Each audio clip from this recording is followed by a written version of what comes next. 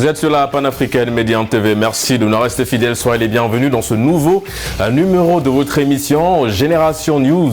L'émission qui prend à cœur toutes les problématiques qui sont liées à la jeunesse, mais l'émission qui donne surtout la parole aux jeunes pour décortiquer leurs sujets. Les sujets, on parle de proximité de la jeunesse, cette jeunesse qui représente l'avenir de demain. Vous connaissez le procédé de l'émission scindé en deux parties. La première, elle sera consacrée un petit peu à ces phénomènes qui créent beaucoup d'ennuis dans les entreprises. On parlera des rumeurs, évidemment, comment les faire taire, en d'autres termes, comment gérer les rumeurs au sein d'une entreprise. Des éléments de réponse en première partie d'émission avec mes invités du jour.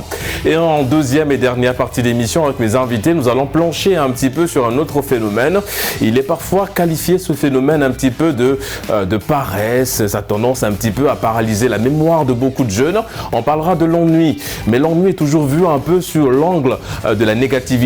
Mais est-ce qu'on peut tirer du positif dans l'ennui? Des éléments de réponse. Enfin, d'émission avec mes invités.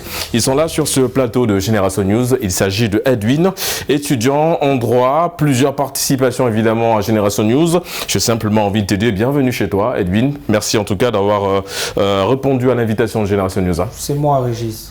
Et juste de l'autre côté, nous avons Exaucé. Merci d'avoir répondu à notre invitation. Tu es dans le domaine de l'informatique. En tout cas, merci d'être le nôtre aujourd'hui sur ce plateau Génération News. C'est un plaisir pour moi de faire partie de cette émission. Plaisir partagé, on l'espère, pour la seule femme de ce plateau, Bénie Dieudonné, étudiante en droit. Merci d'avoir répondu à notre invitation. Le plaisir est partagé. Les amis, nous allons tout de suite entrer dans le vif du sujet. Edwin, je me tourne vers toi pour déclencher cette première thématique liée évidemment aux rumeurs au sein d'une entreprise. Comment les faire taire? C'est la thématique centrale. Mais avant évidemment d'entrer en profondeur, on va peut-être revenir un peu sur les mots-clés quand on parle de rumeurs. Aujourd'hui, mon cher Edwin, au sein d'une entreprise, ça renvoie à quoi? On va le dire simplement, lorsqu'on parle de rumeurs au sein d'une entreprise, on parle des on-dit, comme on les appelle couramment, ou du moins des ragots. Il s'agit ici des informations qui circulent, qui peuvent être fondées ou pas, et qui ont tendance à plonger l'entreprise dans un climat, on va dire, négatif. D'accord, justement. Et on parle des rumeurs au sein d'une entreprise. Pourquoi déjà ces rumeurs-là et comment les gérer, mon cher Edwin? Pourquoi ces rumeurs? Pour plusieurs choses. Moi, je dirais l'entreprise est un lieu de concurrence, on va le dire. Donc, en réalité, c'est un lieu de concurrence pour moi intellectuelle.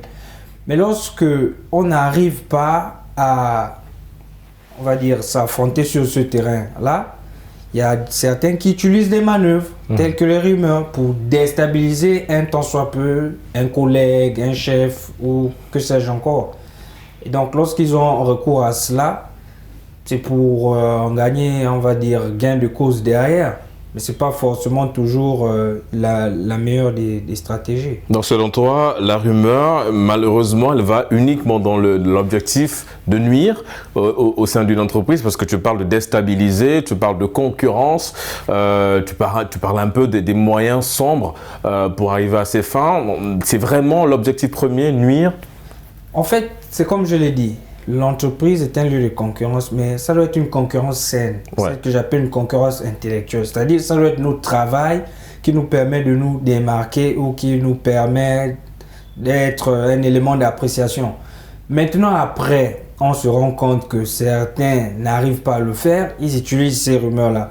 Mais la rumeur ne doit pas être ou n'est pas forcément liée au fait qu'on veut déstabiliser quelqu'un. Ça peut aussi partir d'une situation, d'un constat dans l'entreprise.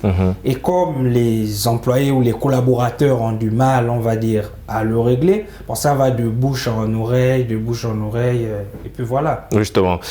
Exaucé, alors évidemment, un peu comme tout le monde ici, vous avez déjà expérimenté le monde de l'entreprise, donc le monde professionnel. Récemment, tu étais dans une entreprise, mon cher Exaucé, c'est un peu ce que tu nous as laissé entendre en off. Et comment ça se passait? Je veux dire, évidemment, des rumeurs, tu en as sûrement entendu.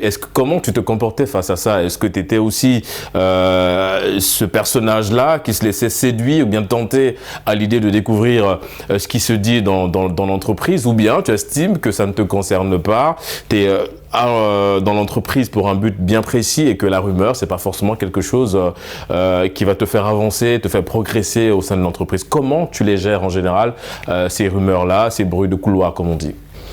Merci pour la parole. Déjà, il faut savoir que dans la vie, il faut avoir un objectif. Et lorsque tu as un objectif, peu importe ce qui se passe dans les couloirs de l'entreprise, de l'école, par-ci, par-là, toi, tu focalises sur ton objectif. Que rien ne change ton objectif vis-à-vis de ce qu'on dit. Bon, certes, à un moment donné, il y a la concurrence dans le monde de l'entrepreneuriat et de faire un travail pour avoir de l'argent. Donc, du coup, dans les coulisses, quelqu'un peut stipuler que voilà, telle entreprise paye mieux qu'ici. Du coup, moi, je pense que ça sera mieux pour moi de m'éclipser par la petite porte au lieu de dire que voilà, je vais démissionner, de peur qu'on puisse couper mon salaire à la fin, parce que certaines entreprises, lorsque vous démissionnez, on prend le salaire du commencement et puis on vous donne juste ce que vous avez consommé. Donc du coup, pour éviter tout cela, certains profitent de l'occasion par la petite porte, sortir et partir. Mais de mon cas personnel, tout le temps qu'il y avait des rumeurs dans mon entreprise, je faisais comme si mes oreilles n'étaient pas là. Déjà, comme je l'ai dit au départ, l'affinité et le langage, c'est pas tout le monde qui parle le même langage dans l'entreprise. Certains parlent arabe, anglais, wolof, yoruba, etc. Donc, du coup, c'est vraiment difficile pour toi de capter cela. D'où les rumeurs, c'est un côté positif aussi. Bon, certes, on est là pour apporter la lumière à ça. Mais oui, on aura évidemment l'occasion de développer ces côtés positifs. Puisque tu en parles, quels sont ces côtés positifs-là, selon toi? La promotion des postes, par exemple. D'accord. Lorsque tu passes là vers la RH, tu pourras écouter dans les coulisses que voilà, l'agent qui passe là, d'ici le mois prochain, il sera promu. Donc du coup, tu considères ça comme une bonne nouvelle pour toi, que tu ne vas pas le garder seul tellement que la joie est si immense. Tu vas le partager avec les autres mains. Il y a une rumeur d'une augmentation de salaire du personnel et tout ça. Et parmi tant d'autres, il y a toujours des tomates pourries dans les bonnes. Ils vont te demander qui te l'a dit et tout, ils vont commencer à ramener ça comme une histoire de tribalisme en quelque sorte. Voilà, lui vient d'arriver et autres et autres. Et donc, du coup, ça se passe. Donc, moi, perso, j'ai très bien géré mes humeurs de l'entreprise. Je n'ai pas baissé la garde vis-à-vis de ça et je ne sortais guère un mot. Certes, je suis devant la caméra, mais je ne sortais guère un mot. Moi, je viens. Mais est-ce que tu n'étais pas quelque part tenté? Parce que le problème avec la rumeur au sein d'une entreprise, c'est qu'en fait, tout le monde veut avoir l'information. Effectivement. Toi, même si tu es dans. Effectivement, tu as tes principes, tu as tes valeurs, mais quelque part, on est un peu tenté parce qu'on se dit peut-être que la rumeur me concerne. Donc, du coup, j'ai. Tout à fait. Tu peux te rapprocher d'un collègue plus proche de l'entreprise, demander dis-moi, qu'est-ce qui se passe là-bas. Mais du moment où tu pars, l'information déjà, quand ça commence d'un fil A, ça part au B aussi, ça change de version. Donc quand tu reçois cela, est-ce que toi, tu as la bonne information? Et ça peut te causer des ennuis derrière sans que tu te rendes compte. Parce que quoi, à la fin, on pourra dire que c'est ex de ce qu'il a dit dans l'entreprise, après on te met à la porte. Donc du coup, je n'ai jamais... Tu prends juste note de l'information sans forcément mettre en application tout ce qui a été dit ou bien manifester évidemment au cas où ça te concerne, évidemment. Ma chère Béni, évidemment, je parlais tout à l'heure du monde professionnel. Peut-être toi également, tu l'as côtoyé ou pas, tu nous diras, mais je pars du principe que si tu es entrepreneur aussi, donc le monde de l'entreprise, tu connais. Du coup, comment les faire taire? Déjà, ces rumeurs-là, la question, je l'ai posée à Edwin, mais je te la pose aussi. Comment les faire taire et quelles peuvent être les responsabilités des patrons, donc les chefs d'entreprise, en cas de rumeurs qui pourraient, comme l'a souligné Edwin, affecter le personnel et par ricochet affecter l'entreprise? Bon, déjà, je n'ai pas encore côtoyé le monde professionnel. Bon, d'accord, c'est tout le mal qu'on te souhaite alors, ma chère Béni, de côtoyer ce monde. Oui, par rapport à ce que je peux dire, c'est que la responsabilité des chefs d'entreprise ou du manager, c'est d'abord de favoriser la communication. La communication entre le personnel, les collaborateurs et du coup le haut sommet. Et puis après, quand il y a une rumeur, il s'agira pour eux d'analyser est-ce que cette rumeur-là vaut la peine d'être clarifiée. Parce qu'il y a des rumeurs qui ne sont pas du tout futiles. Ou bien est-ce que cette rumeur-là est grave au point de nuire à l'entreprise, à conduire à des poursuites judiciaires. Du coup, si la rumeur est grave au point de causer beaucoup de conséquences, il s'agira pour le chef d'entreprise de prendre ses responsabilités et de clarifier les choses, de mettre le point sur les i. Mais la question doit être aussi analysée du point de vue des salariés. C'est vrai que le manager ou les chefs d'entreprise ont leurs responsabilités, mais les salariés également ont leurs responsabilités. Comme le disait tout à l'heure Exaucé, quand il entendait des rumeurs, il s'est dit que ce n'était pas vraiment nécessaire de rester là à écouter parce que ça peut également changer notre façon de voir les choses et notre façon également de travailler, quoi. Ouais, quand tu parles de clarifier les choses en faisant allusion au chef d'entreprise, ça va dans quel sens? Dans le sens, tout de suite, s'il y a une rumeur, de faire circuler la bonne information pour faire taire justement la rumeur. La communication dont tu fais allusion, ça se réfère à quoi de façon concrète? Je pense que tout dépend des moyens dont il a à sa possession. Ouais. Il pourra quelquefois aussi tenir des réunions, voilà, faire asseoir son équipe et leur parler directement, ça dépend. Il peut aussi, si c'est vraiment important, si c'est vraiment nécessaire, d'envoyer également des mails ou s'il y a un système d'information dans l'entreprise, diffuser ces informations. Donc pour faire taire les rumeurs, selon toi, ma chère Bénie, c'est de beaucoup communiquer avec son équipe, avec son personnel, donc de mettre au même niveau d'information tout le monde au sein d'une entreprise. Edwin, c'est vrai qu'on a parlé effectivement dans la responsabilité du chef d'entreprise, enfin des responsables pour éviter évidemment la répétition. Mais je veux dire, on parle de la responsabilité. Est-ce que la sanction du coup est aussi un moyen, même si ça peut être radical, un moyen de faire taire la rumeur? Ça sous-entend qu'il va falloir mener une enquête pour arriver à trouver la personne qui a, on va dire, l'élément déclencheur de ces rumeurs-là et de sanctionner. Est-ce que la sanction aujourd'hui apparaît, ou bien peut apparaître comme étant un élément important, un facteur important dans le fait de devoir taire des rumeurs en entreprise? Oui, mais bien sûr. Mais la sanction ici, il ne faut pas la voir toujours au niveau ultime. C'est-à-dire une grande sanction. Ça peut être une sorte de sommation aussi, ou ce que je peux appeler une sanction primaire. C'est-à-dire lorsqu'on se rend compte qu'il y a des ragots, pour un chef, par exemple, si on est dans une entreprise industrielle et qu'il y a un service opérationnel ou technique, c'est selon, le chef de ce service-là, s'il se rend compte que par rapport, je ne sais pas trop moi, à un dysfonctionnement au niveau de la chaîne, il y a cette information-là qui circule un peu partout. Et c'est une entreprise qui a pignon sur rue, qui fabrique je ne sais quel produit. Il peut interpeller son équipe ou mener une enquête avec des questions sans faire comprendre aux gens vers où il va aller, mais poser des petits pièges comme ça pour déceler ce qui ne va pas et qui peuvent être les éventuels à l'origine de cette rumeur-là. Et par la suite, il va donner une sanction, peut-être une mise à pied ou, je ne sais pas moi, une interdiction d'exercer pendant un certain moment. Et suite à cela, quand les autres prennent conscience de la chose, ils se rendent compte qu'il y a le collègue ou le collaborateur qui a été mis sur la touche à cause de cette affaire, je pense qu'ils vont un peu reculer. Parce que si on laisse la rumeur s'agrandir, on ne sait pas vers où elle peut aller. Oui, parce que tout à l'heure, Bénie, on voulait t'interrompre, Bénie parlait de la qualité, enfin le niveau de la rumeur, oui. Enfin elle laissait entendre, pardon, hein, je vais te paraphraser ma chère Bénie, qu'en fait si la rumeur n'est pas assez influente au point d'impacter l'entreprise, ça va, on peut la laisser et tout le reste. Mais est-ce que c'était pas là le danger quelque part de se dire, ok, on banalise le niveau de la rumeur tant qu'elle n'impacte pas, tant qu'elle n'est pas si grave, parce que c'est cette même rumeur qui peut grandir et de devenir encore plus grave, effectivement. Ouais, c'est justement cela le problème, c'est ce que je disais en amont. C'est-à-dire, ici, il ne faut pas banaliser. Le monde de l'entreprise est un monde assez complexe. Et surtout lorsqu'on est une entreprise, il ne faut pas seulement voir l'attaque interne. Il faut aussi voir l'attaque externe. Exactement. Donc, une rumeur qui sort de l'entreprise pour se retrouver dehors, ça peut être très très dangereux pour l'entreprise. Déjà, ça va salir l'image de l'entreprise. Ouais. Par exemple, lorsqu'on va sur le domaine judiciaire, on nous a appris, pour nous qui sommes en droit, que lorsqu'une entreprise est en redressement, par exemple, il faut faire très très attention à ce que ce genre de nouvelles-là ne circule pas.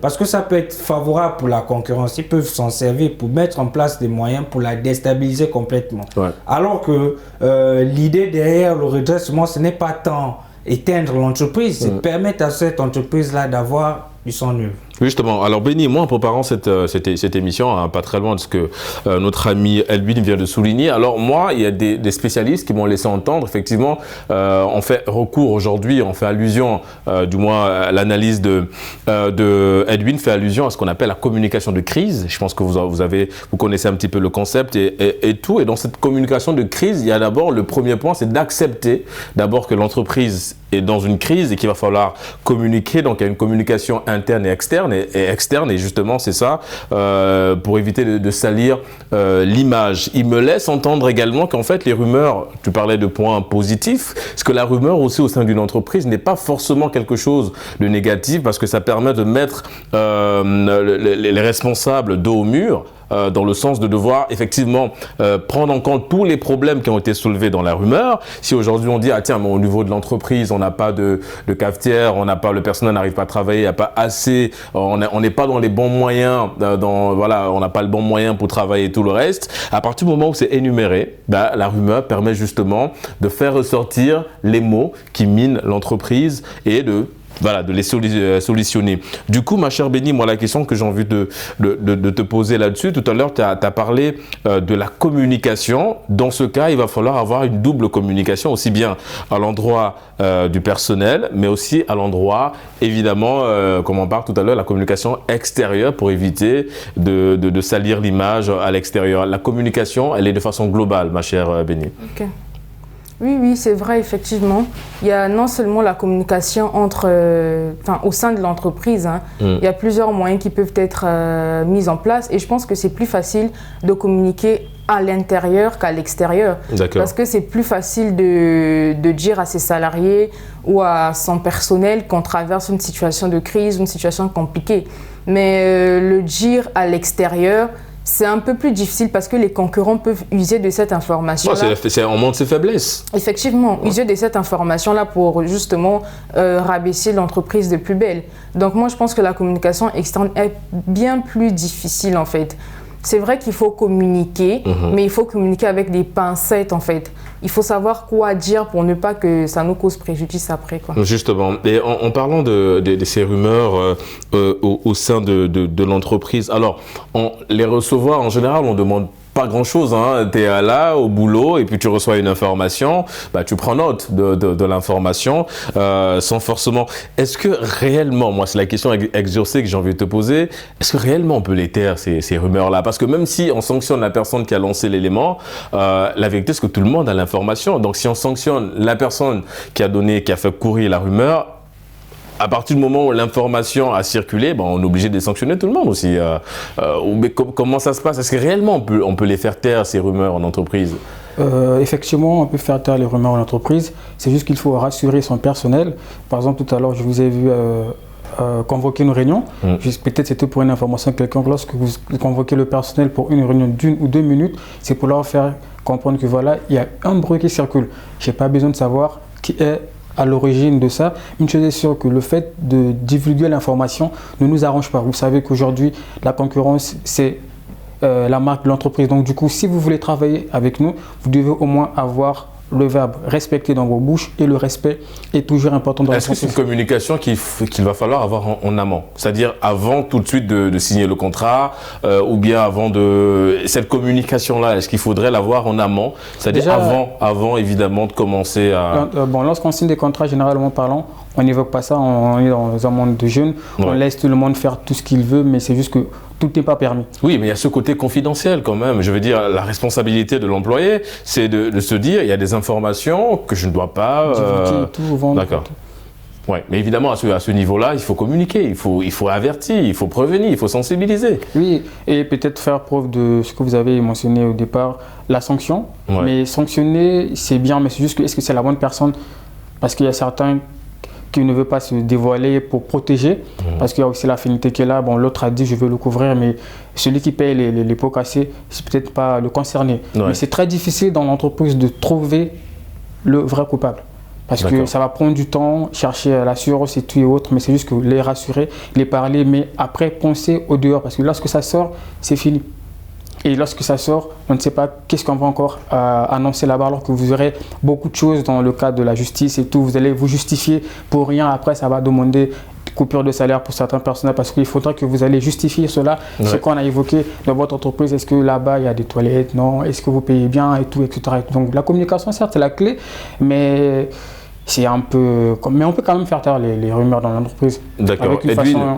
Et la rumeur, ça tue. Là, je rejoins encore l'avis de notre amie Dieudonné Béni quand elle parlait le niveau de l'information, l'importance de l'information, parce qu'évidemment, si une rumeur circule sur, par exemple, les salaires des employés, tout de suite, on va verser dans une forme de... ça va un peu mettre certaines personnes dans des cases. Si moi, je me rends compte que X est mieux payé que moi par rapport, or on fait le même travail, tout de suite, ça crée un peu des frustrations au sein de l'entreprise. Donc oui, la qualité de l'information, de la rumeur, tue non seulement l'employé de l'intérieur, et ça tue également l'entreprise de l'intérieur. Oui, mais bien sûr. Raison pour laquelle il faut mettre en place... J'aimerais d'abord revenir sur la question posée à Exaucé. En fait, ici, il ne s'agit pas de dire que on peut impérativement éliminer une rumeur. Non, la rumeur fait partie de la vie de l'entreprise. Ouais. Parce que s'il y a rumeur, c'est qu'il y a quelque chose en bas ou derrière. Mais ce qu'il faut dire ici, c'est qu'on peut éviter que cette rumeur ne prenne de l'ampleur. Et comme ils l'ont dit, éviter que cela ne se retrouve dehors.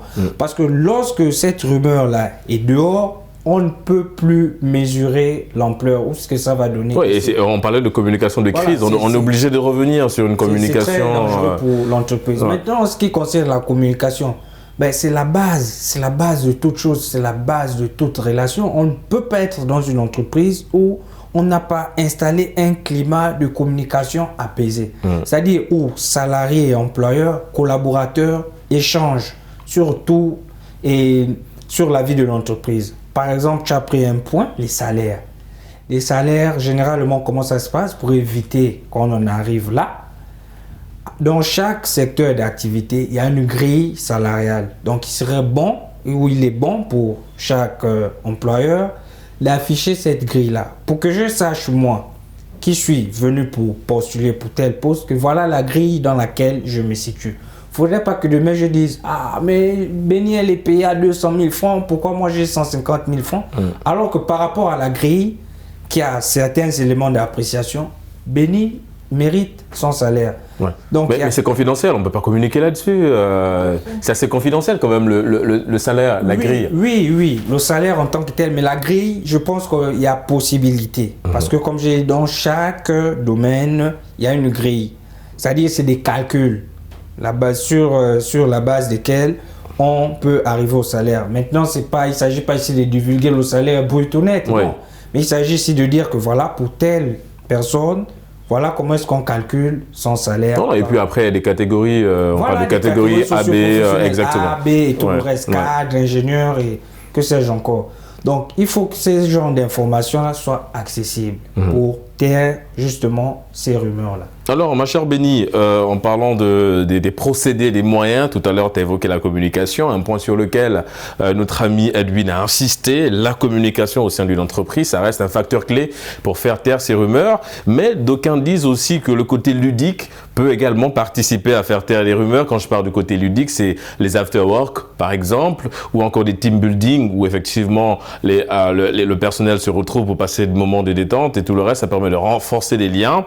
Et d'aucuns disent que ça permet de renforcer la rumeur, mais d'autres disent que ça permet de taire la rumeur parce qu'on se retrouve autour d'une table, on oublie le boulot et on pense à autre chose. Est-ce que tu partages, quel avis te correspond le mieux? Est-ce que les team building, les after-work, ces activités extra-professionnelles, est-ce que ça permet justement de faire taire la rumeur ou bien, selon toi, de renforcer encore la rumeur?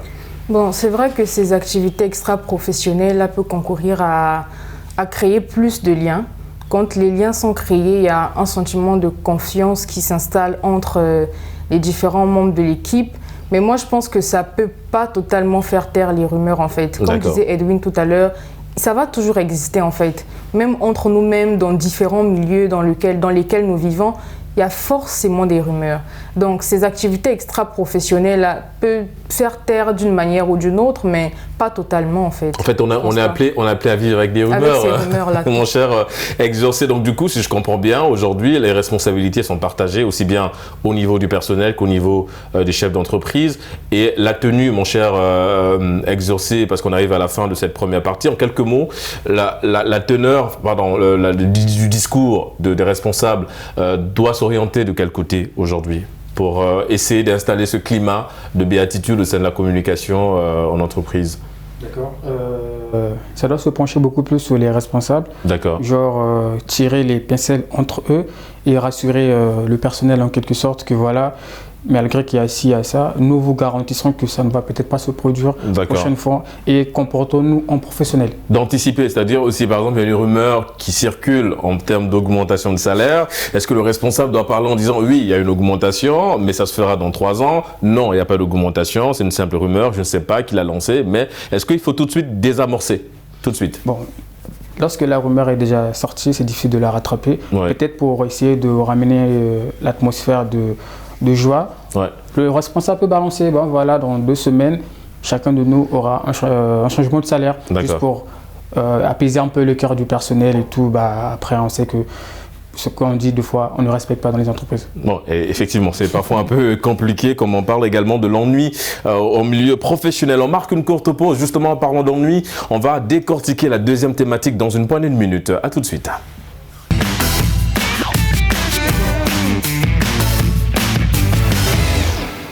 De retour sur le plateau de Génération News pour la deuxième et dernière partie d'émission. Nous allons parler de l'ennui. L'ennui qui est considéré comme un vice, mais toujours le cas. Raison pour laquelle on va un petit peu apporter des éléments de réponse sur cette thématique. Exorcé, je me tourne vers toi parce qu'évidemment, cette thématique, j'ai envie de dire qu'on a un petit peu tous concernés par l'ennui. On s'ennuie parfois ou pas.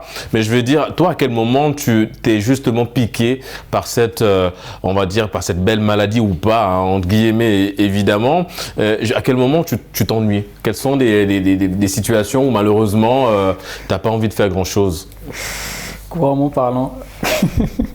Tous les jours? C'est lorsqu'on n'a pas l'argent que voilà. L'ennui devient vraiment important parce qu'on se dit que l'argent c'est la solution pour toute chose et tout.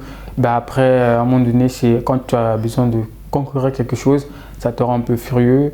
Dans le cadre un peu de la prière, des fois tu as prié un sujet, ce n'est pas exaucé comme tel, ça te frustre en quelque sorte et tout, mais sinon l'ennui c'est un quotidien qu'on ne peut pas ignorer, tous on vit avec et on est avec. D'accord, mais du coup toi comment tu t'occupes justement quand tu te retrouves dans… pour tuer l'ennui, comment ça se passe? Parce que c'est une expression, hein, bien sûr, pour tuer l'ennui, comment toi tu y arrives? Bon, un petit secret pour moi, lorsque c'est plus un secret, hein. Là tu partages. Mais lorsque l'ennui arrive, ouais. Comme je suis amoureux du football, je propose des matchs avec des amis. D'accord. Et ensuite, on fait des petites cotisations 2000, etc. Autant trouver un terrain, par exemple Dakar Sacré-Cœur. On part jouer parce que le fait de rester seul en soi peut te pousser à des idées un peu bizarres. Donc le fait de sortir dans son cadre et dans son périmètre, aller un peu vaquer dans d'autres activités quelconques, pour moi c'est le football, c'est la solution pour évacuer mes ennuis. D'accord. Benny, du coup, est-ce que il va falloir apporter un distinguo entre la paresse et l'ennui, ou bien ce sont 2 sœurs jumelles? Pour moi, c'est un peu des choses… c'est pareil pour moi en fait. Moi, je me dis qu'on s'ennuie, peut-être parce qu'on manque quelque chose à faire. D'accord. Du moment où… Je ne dis pas que je ne m'ennuie pas, en fait. Je me mets dans le paquet, mais je me dis que quand on s'ennuie, c'est qu'on manque quelque chose à faire. Je peux emménager mon temps pour me reposer. Je ne m'ennuie pas, je me repose. Ouais. Je peux emménager mon temps pour lire. Je ne m'ennuie pas, je lis, en fait. D'accord. Donc, pour moi, quand on s'ennuie, c'est qu'on manque quelque chose à faire, alors qu'il y a tellement de choses à faire. Est-ce que c'est de la paresse, le fait de s'ennuyer? Non, je ne dirais pas que c'est de la paresse. C'est juste peut-être pas un manque de centre d'intérêt, mais peut-être qu'on ne sait pas trop quoi faire, mais ça n'a rien à voir avec la paresse en fait. D'accord. Edwin, on va tout de suite mettre les pieds dans le plat, hein, si vous le voulez bien les amis. On parle de l'ennui, je l'ai dit un petit peu dans mon introduction, c'est considéré comme un vice. Quand on parle de l'ennui, on dit d'ailleurs que le travail éloigne de nous l'ennui et tout le reste. Du coup, est-ce qu'on peut tirer un côté positif? Est-ce que l'ennui a des bienfaits positifs? Bien sûr, il ne faut pas toujours voir l'ennui comme quelque chose de foncièrement mauvais. Ouais. Pourquoi? Parce que l'ennui, en fait, c'est quoi? L'ennui, ce n'est que la traduction d'un état dans lequel une personne se sent, je dirais, n'est pas occupée, on va dire. D'accord. Elle n'est pas occupée à une activité précise, donc elle vagabonde un peu. C'est cet état-là qu'on peut caractériser d'ennui. Pour moi, l'ennui n'est pas toujours quelque chose de mauvais. Pourquoi? Parce que je me dis, de l'ennui peut découler quelque chose de bon. Si je prends le cas des artistes, vous allez voir que c'est des gens qui vous disent qu'ils écrivent le plus souvent lorsqu'ils sont seuls. Un peintre, par exemple, lorsqu'il s'ennuie, il est, on va dire, mieux disposé. Mais il est créatif. Voilà, il y a la création, justement. Ça permet de créer, ça permet d'imaginer. Ça permet, on va même dire, de transcender. Pourquoi? Parce qu'on est seul, on n'a rien à faire et il y a beaucoup des idées qui nous passent par la tête. Et de là peut sortir une bonne idée. Et qu'on matérialise et qui donne quelque chose de super intéressant pour les autres. Donc, exaucer ce que Edwin vient de dire, c'est que l'ennui peut être un élément déclencheur des très belles choses. Par exemple, aujourd'hui, tout à l'heure, tu viens de dire que quand tu t'ennuies, tu vas jouer au foot. Qui sait, peut-être que demain, tu es appelé à être un Sadio Mané ou un Cristiano Ronaldo. C'est tout le mal qu'on te souhaite, évidemment, s'il n'est pas trop tard, hein. Évidemment. Mais effectivement, pour rejoindre Edwin, l'ennui peut créer en nous quelque chose de positif. Et effectivement, ça peut créer quelque chose de positif. Nous, n'est-ce pas, on le dit sans se rendre compte que lorsqu'on n'a rien en soi, étant dans sa chambre par exemple, on a des projets à réaliser. Dans l'ennui, quand je reste ici, je me faire ci, je me faire ça. Mais tu n'en as pas parce que c'est l'ennui que te pousse à le dire. Mais dans l'ennui, tu peux réaliser ce que tu as eu à penser et notifier cela quelque part. Parce que ce n'est pas juste le côté négatif qui compte, mais aussi un côté positif comme tel. L'ennui peut te propulser à des idées ou à des ondes positives inattendues, inespérées. Et après le voir en place. Tous ceux qui ont excédé dans ce monde ne nous ont pas dit ce qu'ils ont fait à faire. Peut-être que le fait de rester dans un coin à réfléchir comment faire par exemple la chaîne Génération News. Et bim, dans le coin, le gars réalisé et nous sommes là présents ici dans Génération News. Ouais, apparemment Dieudonné elle partage pas totalement. Est-ce qu'il y a un désaccord, Dieudonné? Partage-nous ton désaccord ou bien ton point de vue sur l'ennui, parce que visiblement tu as un point de vue bien tranché. Nous t'écoutons. Je dirais pas que... Edwin et Exaucé ont eu à dire que de l'ennui peuvent découler des choses positives. Mais moi, je me dis que c'est pas parce que de l'ennui découle des choses positives que c'est forcément quelque chose de positif. Non, on part du principe que l'ennui peut également avoir des bienfaits. Franchement, je vois pas. Non, pas du tout. Hein. Ouais. Je vois pas un bienfait dans l'ennui en fait. D'accord. Si je manque quelque chose à faire, on fait forcément quelque chose en fait. Même quand on se prend le temps de se reposer, on ne s'ennuie pas, on se repose en fait. Même quand on ne fait rien, on prend le temps de réfléchir, on ne s'ennuie pas, mais on réfléchit sur notre vie, on réfléchit sur une activité qu'on a eu à réaliser, quoi. D'accord. Donc c'est ça. Donc pour toi, oui, Edwin, évidemment, il faut qu'Edwin arrive à défendre ses idées.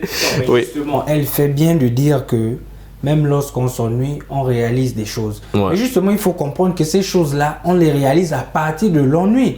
Donc c'est l'ennui qui nous conduit à réaliser ces choses-là. Est-ce que du coup c'est une forme de méditation, l'ennui, un petit justement, peu? Ce que je voulais, c'est comme je l'ai dit en amont, c'est-à-dire ici, l'ennui, il ne faut pas le voir comme quelque chose qui nous ferme dans une sorte de... Une zone de confort, en fait. Confort, voilà, merci. Il faut voir l'ennui comme quelque chose qui nous permet aussi de nous dépasser. C'est-à-dire, je suis là, je n'ai rien à faire. Habituellement, comme Exaucé l'a dit par exemple, j'ai l'habitude de jouer au foot ou de lire, mais je ne le fais pas. Parce que je me sens peut-être plus fatigué que ça. Je veux me concentrer sur quelque chose, par exemple, me mettre à écrire sur un projet, comme il l'a dit. Et en écrivant, je me rends compte que, tiens, c'est super intéressant ce qui se passe. Et je ne veux pas me limiter à un niveau, je veux le développer jusqu'à ce que ça donne quelque chose qui a une forme. Et plus tard, je peux le concrétiser. Ça, c'est l'ennui qui m'a poussé à le faire. Je suis peut-être d'accord avec vous dans le sens où je ne décide pas de rester dans cet état d'ennui-là. C'est que je veux ressortir dans cet état-là pour faire quelque chose après. Ça, si vous me dites ça comme ça, je peux être d'accord avec vous. Mais si tu sens que tu t'ennuies et que tu restes dans cet état, c'est pas du tout positif. Tu vois, mais si tu t'ennuies et que tu sens que tu dois faire quelque chose après, là peut-être qu'on peut voir le côté positif dedans. Mais justement, à ce moment, On est là pour On est toujours dans le côté positif. on est plus dans l'ennui en fait. Voilà, on Parce est dans la créa. l'ennui, c'est rester là, comme je l'ai dit, à ne rien faire, à se tourner le pouce ou à se dire qu'est-ce que je peux bien faire. Non, dès qu'on est concentré, on est focus sur une activité, on peut parler d'ennui. Justement, Benny, alors évidemment, on n'est pas dans l'objectif de te convaincre. Hein. Non, c'est pas le but. Évidemment, toi, tu défends un point de vue et on respecte. Alors, je viens un petit peu sur les points abordés par Edwin, en l'occurrence, et Exaucé aussi aller dans ce sens-là. Alors, c'est un pays où j'ai tendance, mais je pense que même pour vous, dorénavant, si vous voulez préparer ces thématiques, le Rwanda et d'autres pays, hein, en l'occurrence, restent un peu des références dans ce sens-là. Alors, au Rwanda et en Occident, de façon générale, il y a des études qui sont poussées dès la maternelle, chez des enfants, l'informatique exactement aussi. En fait, ce qu'ils font, c'est assez intéressant, je trouve, et peut-être qu'il va falloir qu'on essaye d'adapter ça un peu dans beaucoup de pays sur le continent, c'est-à-dire dès le bas âge, ils voient un petit peu, ils étudient le comportement des enfants. Et s'ils voient que l'enfant s'ennuie beaucoup plus dans une matière, par exemple, ce qui est de l'informatique, par exemple, il s'ennuie en informatique, mais il est éveillé en natation. On comprend qu'en fait, l'ennui, c'est déjà un élément important pour l'élève, parce qu'on se rend compte que, bah, évidemment, l'ennui, ça veut dire qu'il n'est pas intéressé par l'informatique, il est beaucoup plus intéressé par la natation. Du coup, on oriente cet élève, ce jeune homme ou cette petite fille à la natation, parce qu'on sait que là-bas, effectivement, elle donnera le meilleur. Est-ce que du coup, là, ma chère Benny, comme je rappelle, l'objectif, ce n'est pas de te convaincre, mais est-ce que de ce côté, on ne peut pas voir effectivement l'ennui comme un baromètre, comme un élément important, positif dans l'épanouissement d'un élève? Oui, enfin, si c'est vu dans ce sens-là, je suis totalement d'accord. D'accord. Si l'ennui nous permet de détecter quelque chose qui est mieux pour nous, oui. Dans ce sens-là, je suis totalement d'accord avec vous. Hein. D'accord. Bah, enfin, c'était pas le but, hein, mais merci de partager.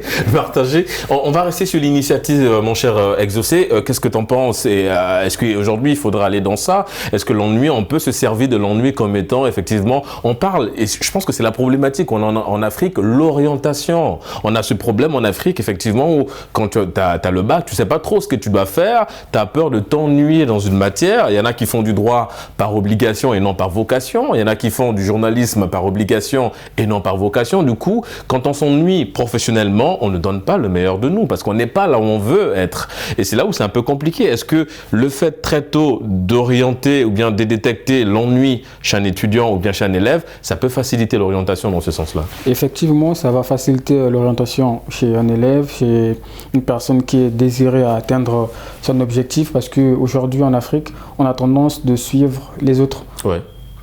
Parce que, excusez l'expression, l'enfant de Monsieur X a fait ça, toi aussi tu dois aller faire ça. Et là où nous sommes dans ce pays, beaucoup viennent en première année, commencent par la médecine, commencent par le droit, commencent par par là. En L2, commencent à poursuivre leur rêve parce que quoi, ça ne trouve pas l'intérêt dans ça. Oui, bah on l'a vu, hein, tu démarres la première année, tu fais du droit, ensuite deuxième année, bah, tu estimes que je ne m'en sors pas, tu décides de faire de la médecine. C'est prêt, c'est prêt à te casser les dents. Donc du coup, j'aimerais lancer cette campagne auprès de nous d'abord les jeunes, d'être conscients et de communiquer aussi avec les parents pour dire que ça je ne pourrais pas faire et j'ai pour vocation de faire ça. Mais bon, comme ce sont eux qui ont tendance de prendre charge des études, on n'a pas le choix. Mais c'est ça qui est plus récurrent parce que quand tu fais quelque chose qui ne t'arrange pas, il y a des résultats derrière.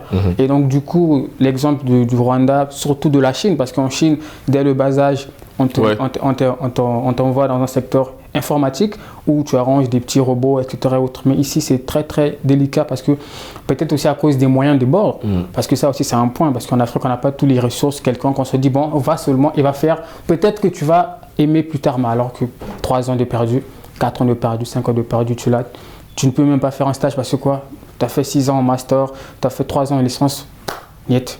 Ouais. Donc du coup, vraiment sensibilisant par cette émission pour que lorsque les jeunes vont écouter, d'aussi mettre leur accent pour dire que ben, moi je suis désiré à faire ça. Parce que le choix chez nous ici en Afrique c'est un combat. Dire par exemple à sa mère ou à son père que je vais faire la musique. On peut te buter si le parent est là. Ouais. Non, mais ce qui est encore intéressant, Edwin, c'est un rapport qui date de 2016, qui a été réalisé par Africa Check. Donc c'était une plateforme qui essaie de regrouper les informations et tout le reste. Alors il y avait une rumeur qui circulait comme quoi près de 50% des Africains s'ennuient au boulot. Un chiffre qui a été revu à la baisse. On est passé de 50 à 12%. Mais même là encore, c'est inquiétant. Il y a 12% d'Africains qui s'ennuient au boulot. Est-ce que ça part un petit peu de ce point-là, le fait que tout de suite manque d'orientation, ce point-là, et l'impact au sein d'une entreprise? Oui, mais je crois qu'on en a déjà plus ou moins parlé ici lors d'une précédente émission. C'est comme il l'a dit. En fait, ici, on a grandi dans on va dire un cercle vicieux qui fait en sorte que l'enfant, c'est le parent qui décide pour lui. C'est pas mauvais qu'un parent décide pour son enfant parce qu'on estime toujours que le parent décide ce qui est bon pour son enfant. Ouais. Mais après, il faut tenir compte, par rapport à l'exemple du Rwanda ou de la Chine, des aptitudes de l'enfant. Ouais. De nos jours, qu'est-ce qui se passe? On prend un enfant, on fait référence, comme il l'a dit, à un oncle ou à un frère qui a réussi dans un domaine. Tiens, tu sais, moi, mon frère, il est avocat au barreau, il gagne très bien sa vie, donc j'aimerais aussi que tu sois avocat. Tu sais, moi, mon frère, il est médecin, il a un cabinet, et que sais-je encore? Autant d'exemples. Et on va orienter l'enfant dans ces formations-là, sans pour autant prendre en compte, on va dire quoi? Les aptitudes. Les aptitudes. Ouais, est-ce qu'il est vraiment à l'aise? Oui. Et si on le fait, on force là-dedans, mais c'est logique, c'est normal que l'enfant, lorsqu'il arrive en entreprise, ça ne marche pas. Pourquoi? Parce qu'il n'est pas épanoui dans ce qu'il fait. Il a fait quelque chose, non pas parce qu'il aime la chose, mais parce que c'était en quelque sorte pour faire plaisir aux parents. Ouais. Donc aujourd'hui, l'ennui permet de corriger tout ça. Parce que ça permet, déjà même l'ennui, soi-même, on se rend compte qu'on n'est pas prêt pour telle chose, on n'est pas prêt pour telle chose. Parce que on a pris l'exemple des cours. L'ennui, c'est simple, hein. Il faut le dire. On s'ennuie, c'est lorsqu'on n'exerce pas une activité ou lorsqu'on exerce une activité dans laquelle on ne se retrouve. Oui, parce que l'intérêt, c'est la base, c'est l'élément déclencheur. Justement. Si on n'est pas intéressé par quelque chose, on s'ennuie. Ce qu'il aime ne peut pas s'ennuyer. Ouais. Il peut passer des jours et des heures à le faire, il ne peut pas s'ennuyer. Mais dès qu'il ne trouve pas son compte ou ce n'est pas son intérêt, c'est logique. Au bout même de 5 minutes, ça va se faire ressentir. Du coup, Benny, l'ennui apparaît aujourd'hui comme une boussole. Un peu, une boussole qui nous aide à retrouver l'essentiel, l'intérêt surtout. Aujourd'hui, de t'ennuyer en ayant cette réflexion-là, parce que tout à l'heure, Edwin a laissé un peu souligner ce côté méditation. L'ennui renvoie un peu à ça, parce que quand on est à la maison, on réfléchit à beaucoup de choses, tu l'as souligné également. Donc, il y a un peu ce côté où on se dit, ah tiens, mais je me rends compte que je ne m'exerce pas assez dans tel domaine, ou bien je ne suis pas assez concentré à l'école quand il s'agit du droit administratif, par exemple, ou bien le droit juridique et tout ça, et qu'il faudrait peut-être que j'essaie de m'orienter. Donc ça reste un élément déclencheur. Est-ce que toi, l'ennui t'a déjà interpellé dans ce sens-là? Bien sûr, même à l'école, il y a des matières où quand tu participes à certaines matières, tu t'ennuies et tu comprends clairement que ça t'arrive souvent de t'ennuyer en cours? Bien sûr, il y a des matières, par exemple les matières de droit public. Quand je suis des cours de matière de droit public, automatiquement, je suis déconcentrée en fait. J'arrive pas à me concentrer et ça me permet en fait de savoir que franchement c'est pas ma voie quoi. Oui. Pas mais est-ce que pas de façon directe. Ça peut être aussi un élément en fait comme on dit une forme d'autocensure, c'est-à-dire ok oui par exemple tu suis du droit, tout à l'heure tu me disais tu n'étais pas très concentré dans certaines matières, peut-être que l'ennui, le fait que tu t'ennuies dans cette matière-là, ça peut être une forme d'autocensure dans le sens de te dire écoute Benny, n'abandonne pas totalement la filière de droit, essaie beaucoup plus de te concentrer dans le sens de travailler davantage pour mieux cerner les codes de cette matière. Ça peut être forcément ça, pas dans le sens de devoir laisser le droit pour... Non, pas le droit, de laisser les matières de droit, de me concentrer plus sur le droit privé que sur le droit public. Ouais. Tout dépend également de comment est-ce qu'on reçoit cette information. Du coup, il faut analyser l'ennui avec un peu plus de maturité, quoi. D'accord. Et du coup, exaucer, est-ce que ça aussi c'est un travail personnel parce qu'on rappelle qu'effectivement l'ennui peut être là. On parle aujourd'hui, on essaie de trouver des côtés un petit peu positifs, des bienfaits de l'ennui, d'où la thématique. Effectivement, parce qu'on a tendance à voir un petit peu l'ennui comme étant un vice, je le rappelle encore, mais de ce qu'on vient de dresser sur ce plateau, on peut effectivement voir des éléments plutôt intéressants en ce qui concerne l'ennui. Est-ce que ce bilan introspectif, cette auto-censure déclenchée par l'ennui, est-ce que ça t'arrive parfois d'être confronté à ça? Effectivement, je suis confronté à ça à plusieurs reprises, le fait d'être seul en soi et de dire que voilà, j'ai pas pu atteindre ceci. Et non, c'est déjà de reconnaître que tu t'ennuies dans quelque chose. Voilà, exactement. Ouais. Oui, ça m'est arrivé à temps de repos de m'ennuyer dans quelque chose, dans le cadre scolaire en quelque sorte et tout, lorsque le prof il est en train de faire son cours. Je me donne à fond, je suis perdu, mais le fait de rentrer chez soi, par exemple chez moi à la maison, j'essaie de réfléchir, de me mettre à la place du prof. Ça passe pas. Peut-être par le fait d'aller vers les amis, essayer de demander bon, j'ai pas compris ça comme cours, est-ce que vous pouvez malgré ça aussi, ça passe pas. Donc du coup, je suis déjà victime de ça, mais car cela ne tienne, lorsqu'on est seul en soi, on a beaucoup plus des idées positives à mettre en place que lorsqu'on est peut-être distrait par certaines choses. D'accord. Edwin, est-ce que, parce que le point souligné ici, parce que pour beaucoup vous êtes des étudiants aussi, et effectivement en fin d'études, ça reste un point assez pertinent parce que les téléspectateurs qui nous regardent évidemment sont amenés à se poser des questions. Il y en a qui sont peut-être confrontés au même problème. Est-ce qu'aujourd'hui au sein aussi bien des écoles élémentaires ou encore des universités ou bien des écoles privées, est-ce qu'on doit avoir justement un petit peu cet élément-là, ce procédé utilisé par le Rwanda et d'autres pays sur le continent en ce qui concerne le fait d'étudier le comportement de l'élève ou de l'étudiant, parce qu'il y a beaucoup d'étudiants dans des établissements, comme vous l'avez souligné, qui s'ennuient dans des filières ou bien dans des matières, ce qui fait qu'en général, cet ennui conduit à des mauvaises notes. Est-ce que derrière, faudrait-il que ces étudiants-là soient accompagnés par, je sais pas, un psychologue ou autre chose, au cas où on s'ennuie dans une matière, comme c'est le cas de notre ami Exaucé, désolé de prendre l'exemple, mais est-ce que les écoles doivent aujourd'hui, ou bien les universités doivent se doter d'un système d'accompagnement pour des étudiants qui s'ennuient dans des matières? Bon, on peut le dire ainsi, mais je pense que les universités ont déjà entamé une démarche dans ce sens. Parce que si on prend le volet droit, par exemple, on va se rendre compte qu'aujourd'hui, pour se spécialiser, il faut attendre le niveau master. Avant, c'était un peu comme un fourre-tout au niveau de la licence, on peut dire, mais on s'est rendu compte que ça ne donnait pas les résultats escomptés. Donc aujourd'hui, lorsqu'on est en cycle licence, on va faire le même parcours où on a aussi bien, comme elle a dit, les matières de droit public qui sont souvent à l'origine de beaucoup de problèmes. Pourquoi? On est curieux, nous. Parce que on les considère comme les plus difficiles. D'accord. En réalité, elles ne sont pas forcément difficiles, mais elles sont techniques. Ok. Parce que lorsqu'on parle du droit constitutionnel, du droit administratif ou du droit de la comptabilité publique, c'est pas comme du droit commercial ou... Non, c'est assez technique. Voilà, c'est assez technique.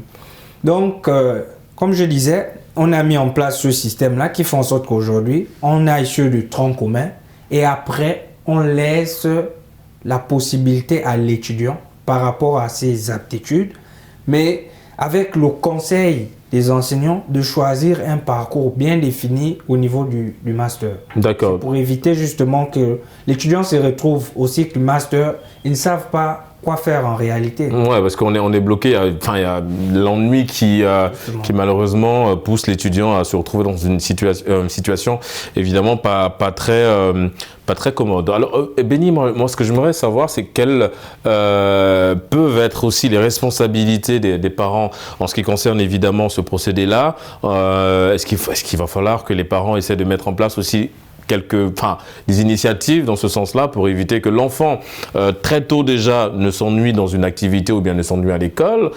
Comment ça se passe? Est-ce que les parents aujourd'hui peuvent avoir une responsabilité? Oui, moi je pense que la responsabilité commence d'abord à la maison. D'accord. Parce que même avant que l'enfant ne puisse commencer l'école, il fait ses premiers pas, il commence avec ses premières écritures à la maison. Et donc moi je pense que c'est aux parents de détecter déjà les centres d'intérêt. Vous allez remarquer qu'il y a des enfants qui aiment bien bricoler certaines choses, il y a d'autres qui aiment bien dessiner ou griffonner. Donc moi je pense que ce sont des petits signaux qui peuvent pousser justement, aider les parents à orienter leur enfant. Et tout commence également à la base. Si l'enfant n'a pas été bien orienté dès le bas âge, plus tard à l'université se retrouve à faire quelque chose qu'il n'aurait pas souhaité faire, quoi. C'est vrai, ouais. Mais est-ce que, c'est pas pour, est-ce que ce genre d'initiative, par exemple, est-ce que toi, la grande sœur, tu arrives à l'appliquer avec la petite sœur ou le petit frère? On va dire que j'ai pas vraiment eu une décision à prendre par rapport à ça. Je n'ai pas vraiment eu un œil par rapport à mes petits frères. D'accord. Mais est-ce que ce travail de sensibilisation, ce message est axé parfois avec papa ou avec... est-ce que papa Dieudonné, parce que j'ai retenu toutes les fois où tu viens sur le plateau, est-ce que papa Dieudonné est beaucoup plus disposé à justement aller dans ce sens-là? Est-ce que toi, effectivement, en tant que fille, tu arrives à sensibiliser papa ou maman par rapport à l'importance aujourd'hui de devoir mieux orienter, faire attention aux petits frères ou aux petites sœurs? Je n'ai pas encore eu l'occasion de sensibiliser mes parents. D'accord. Mais mon père en particulier, surtout en ce qui concerne l'orientation à l'université, il tient beaucoup compte des aptitudes et des capacités que possède l'enfant en fait. Par exemple, une personne qui a des aptitudes en littérature ne pourra pas aller faire médecine, ne pourra pas aller faire les sciences, quoi. D'accord. Donc c'est un peu ça. Les amis, nous arrivons bientôt au terme de cette émission. Un tour de table avant de se dire au revoir. Évidemment, ça allait très vite et on ne s'est pas ennuyé, rassurez-moi quand même. Nous ne nous sommes pas ennuyés dans cette deuxième thématique. Donc, il fallait que vous preniez position là, les amis. C'est un exercice. Edwin, par rapport à la thématique, s'il fallait que tu prennes position. À dire que oui, l'ennui, il faut faire attention, il faut toujours être occupé, il faut s'occuper. D'accord. Mais qu'à cela ne tienne, l'ennui n'est pas toujours ce qu'on veut nous faire croire, parce que l'ennui a été à l'origine de plusieurs choses. Notamment la création. La création. En l'occurrence. Exaucé. Alors, de ma part, je pourrais dire que des fois on dit l'oisiveté est un mauvais vice. C'est bien, mais d'un côté c'est faux, parce que étant seul dans son coin, on peut réaliser certaines choses inattendues et donner un témoignage derrière par le fait d'être coincé. D'être dans une position, effectivement. Donc l'ennui est l'élément déclencheur, effectivement. Dieudonné. Enfin, je dirais qu'on peut être dans une situation d'ennui, mais le plus important, c'est pas de demeurer dans cette situation, c'est de sortir en devenant productif. Ah, on a réussi à te convaincre là. Oui, d'une manière ou d'une autre. Non, mais je taquine évidemment. Les amis, nous sommes arrivés au terme de cette émission. Des personnes à saluer vite fait avant de clore. Dieudonné, tu veux saluer papa, maman, des cousines, des frères. Allez, vas-y. Je salue mon père Dieudonné, ma mère Esther, mes frères et sœurs et toute la famille. D'accord. Exaucé. Toujours et comme coutume, je salue ma famille, Améger et la famille Mbika, ainsi que ma meilleure pote, Christina Kondi. D'accord, Christina, on salue au passage. Edwina. Bon, ils sont peu à présenter, c'est toute la famille de Mangongo qui nous suit avec beaucoup d'intérêt. Évidemment, et nous passons un gros coucou à tous les téléspectateurs de Médian TV. En tout cas, pour l'émission Génération News et d'autres programmes sur la chaîne. Vous l'aurez compris, c'est la fin de cette émission. Merci de l'avoir suivi. On se donne rendez-vous samedi prochain pour d'autres thématiques liées à la jeunesse. Et d'ici là, n'oubliez pas, quoi qu'il arrive et quoi qu'il advienne, gardez le sourire en compagnie de nos programmes.